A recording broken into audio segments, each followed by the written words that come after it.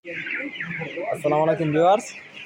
তো আমরা দীর্ঘ সময় বাদে আমরা খামারে আসলাম। খামারে এসেই দেখি আমাদের ওই দিকের যে লিটারগুলো ছিল সবগুলো একদম টোটালি নষ্ট হয়ে গেছে। তো আমি আপনাদের একটু কাছ থেকে দেখাই। এই দেখেন, আমরা লিটারগুলোকে ওইদিকে চাপাই দিতেছি এবং ভালোগুলোকে আলাদা রাখার চেষ্টা করতেছি। একদম ভিজে পানি হয়ে গেছে, মানে এই কর্নারটা দিয়ে আমরা পানি কিছুতে ফিরাতে পারলাম না। এবং আমাদের ওই দিকটা দিয়ে লিটার নষ্ট হয়েছে।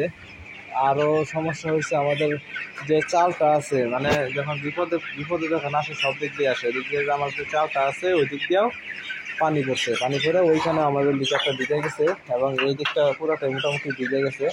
তো আমার পর্দা আসলে আমরা তেমন ভালো করে লাগাই নাই।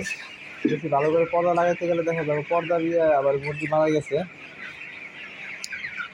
আমরা বুঝতে পারতেছি না এখন এই দিকের লিটারগুলো নিয়ে কী করবো। এখন তো আমাদের কাছে লিটারের কোনো ব্যবস্থাও নাই। এই দেখেন, এই দিকটা এই যে দেখেন লিটারগুলো সব ভিজে গেছে, সব লিটারগুলো নষ্ট হয়ে গেছে। তো প্রচণ্ড বৃষ্টি হয়েছে, কিন্তু এখন আল্লাহর রহমতে বৃষ্টিটা একটু কমছে, বৃষ্টিটা থামছে। থামার পরও কিন্তু আবহাওয়াটা স্যাঁতস্যাঁতে, তাই আমরা ফ্যানটা অন করে রাখছি। দেখেন, ফ্যানটা অন করে রাখছি। ফ্যানটা অন করে পুরো খামারটা আমরা মুরগিগুলোকে ছেড়ে রাখছি।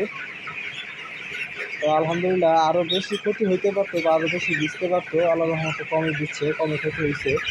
তো আমাদের এখন কিছু করার নাই। আমরা এখন মুরগির খাবার পানি সব কিছু দিয়ে দিতেছি, তো দেখতে পাচ্ছেন।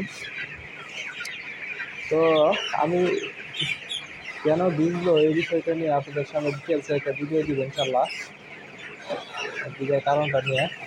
আমরা ভিজার কারণটা সমাধান করার চেষ্টা করব, যাতে আর এরকম না ভিজে। আমাদের খামারটা তৈরি করার মধ্যে একটু ভুল ত্রুটি আছে, এই জন্য দিচ্ছে।